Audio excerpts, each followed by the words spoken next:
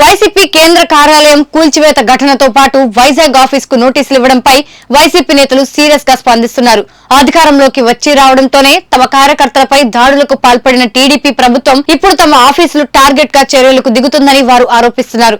ఏమైనా నిబంధనలు అతిక్రమిస్తే వాటిని సరిచూసుకునే అవకాశం ఇవ్వాలి కానీ ఇలా కూల్చివేతలు ధ్వంసాలు చేయడమేంటని వారు ప్రశ్నిస్తున్నారు.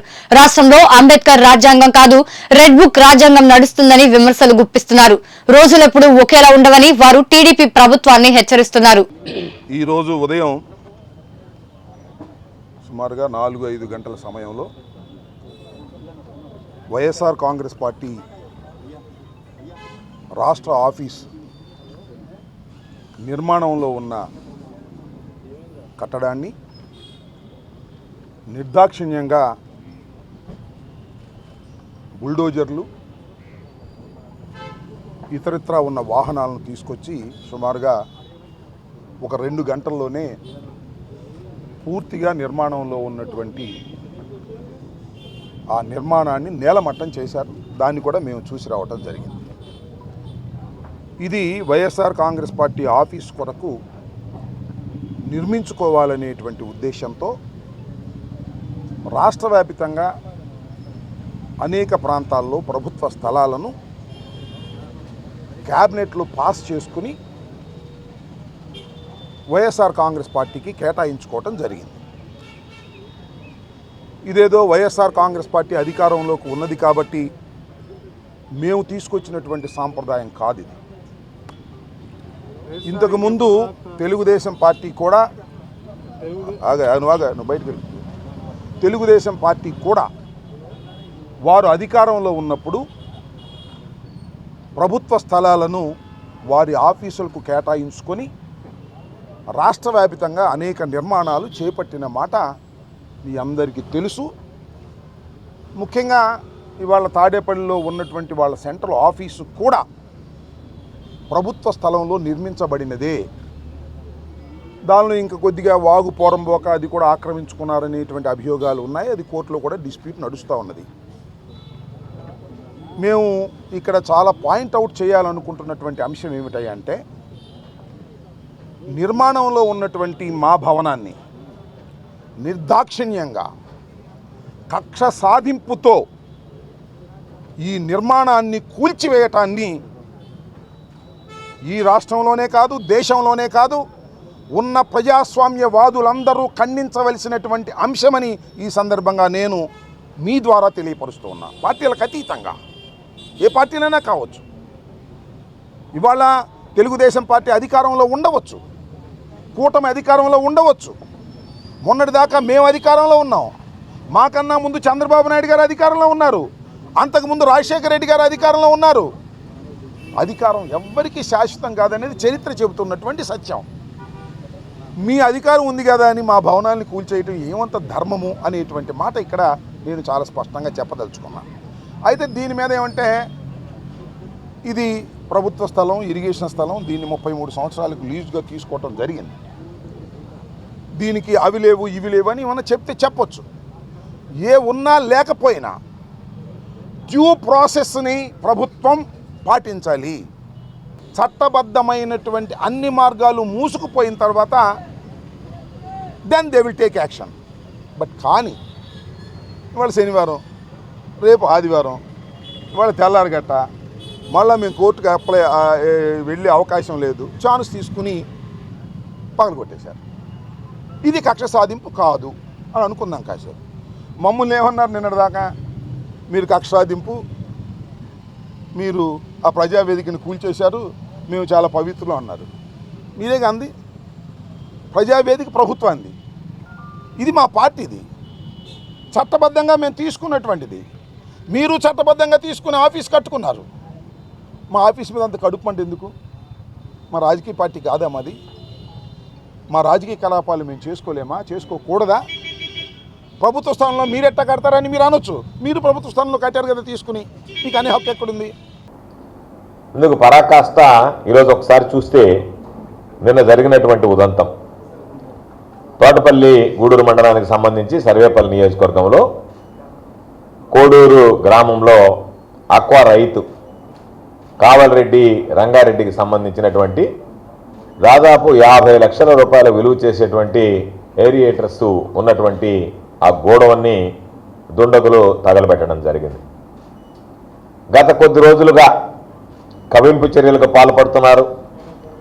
పక్కన ఉన్నటువంటి తెలుగుదేశం పార్టీకి సంబంధించినటువంటి నాయకులు అనేక సందర్భాలలో పోలీసులకి ఫిర్యాదు చేయడం జరిగింది. పోలీసులకు ఫిర్యాదు చేస్తే పోలీసులు తిరిగి తెలుగుదేశం పార్టీ వాళ్ళు వైఎస్ఆర్ కాంగ్రెస్ పార్టీ వాళ్ళ మీద దాడి చేస్తే వెళ్ళి పోలీస్ స్టేషన్కి వెళితే అయ్యా మా మీద దాడి జరిగింది అని దాడి చేయించుకున్నటువంటి వ్యక్తుల్ని, గాయపడినటువంటి వ్యక్తుల్ని, బాధితుల్ని పోలీస్ స్టేషన్లో ఉంచి వాళ్ళని పిలిపించి వాళ్ళ దగ్గర ఫిర్యాదు తీసుకుని వాళ్ళ మీద హత్యా ప్రయత్నం కేసులు నమోదు చేసేటువంటి పరిస్థితికి ఈరోజు ఈ ప్రభుత్వం సిద్ధపడిందనేటువంటిది మనందరం ఈరోజు గుర్తించాల్సినటువంటి పరిస్థితి. ఈరోజు రైతులకు సంబంధించి దారుణంగా ఆస్తులని తగులబెట్టి వాళ్ళని ఆర్థికంగా నష్టపరవాలనేటువంటి ఆలోచన, దీనితో పాటు ప్రైవేట్ ఆస్తులతో పాటు ఈరోజు ప్రభుత్వ ఆస్తులకు కూడా ఎక్కడ భద్రత లేకుండా పోయింది. అక్కడే ఉన్నటువంటి పంచాయతీకి సంబంధించినటువంటి ట్రాక్టర్ కూడా, కోడూరు గ్రామ పంచాయతీకి సంబంధించినటువంటి ట్రాక్టర్ కూడా తగలబడ్డం జరిగింది.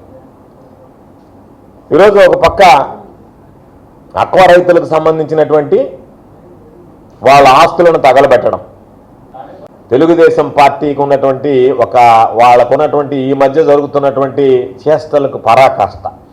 అంటే ఏదైతే గతంలో చెప్పారో ఈరోజు ఆ విధ్వంసంతో, అంటే తెలుగుదేశం పార్టీ పరిపాలన వైఎస్ఆర్ కాంగ్రెస్ పార్టీకి సంబంధించినటువంటి పార్టీ పరంగా విధ్వంసం సృష్టించడంతో మీ పరిపాలన ప్రారంభమైంది. నిన్ననే శాసనసభ్యులందరూ ప్రమాణ స్వీకారం చేసి ఈ రోజు నుంచి మీరు చేపట్టినటువంటి ఘనకార్యాలు ఏమిటి అంటే వైఎస్ఆర్ కాంగ్రెస్ పార్టీకి సంబంధించినటువంటి వ్యక్తులు, నాయకులు, పార్టీకి సంబంధించినటువంటి ఆస్తులు కూడా ఇప్పటిదాకా వైఎస్ఆర్ కాంగ్రెస్ పార్టీ నాయకులు, సానుభూతి పరులు, కార్యకర్తలకు సంబంధించినటువంటి ఆస్తులు ధ్వంసం చేశాం. ఈ రోజు నుంచి వైఎస్ఆర్ కాంగ్రెస్ పార్టీకి సంబంధించినటువంటి ఆస్తులను కూడా ధ్వంసం చేస్తామని చెప్పన్నట్టుగా ఈ రోజు నుంచి నిన్న ప్రమాణ స్వీకారం చేసినటువంటి శాసనసభ్యులు, కొత్తగా కొలువు జరిగినటువంటి శాసనసభ ఈ రోజు దానితో పని ప్రారంభించింది. ఇంకా రాబోయే రోజుల్లో వైఎస్ఆర్ కాంగ్రెస్ పార్టీకి సంబంధించినటువంటి ఆస్తులను కూడా మేము మిగలనివ్వము, వాటి మీద కూడా దాడులు చేస్తామని ఒక సంకేతం ఇవ్వడం జరిగింది. ఈ 2 ఎకరాల భూమిని కూడా 33 సంవత్సరాల లీజుకి కేటాయించేటువంటి కార్యక్రమం చేశాం. 2022లో అలాట్మెంట్ అయినటువంటి కార్యాలయం స్థలం 2023 నాకు తెలిసి బహుశా ఫిబ్రవరి మార్చి నెలల్లో ఆ రోజు నిర్మాణాన్ని మొదలుపెట్టడం జరిగింది. ఏ రకంగా నిన్న మన ఉమ్మడి విశాఖపట్నం జిల్లా చోడవరం నియోజకవర్గంలో ఒక శిలాఫలకాన్ని సహజంగా ప్రభుత్వంలో ఉన్నటువంటి ప్రజాప్రతినిధులు ఆ ప్రభుత్వానికి సంబంధించినటువంటి నిర్ణయాల్లో భాగంగా నిర్మించినటువంటి భవనాలకు సంబంధించినటువంటి శిలాఫలకాలని పూర్తిగా ధ్వంసం చేసి, ఇక్కడే కాదు అనేక ప్రాంతాల్లో రాష్ట్ర వ్యాప్తంగా చేస్తున్నటువంటి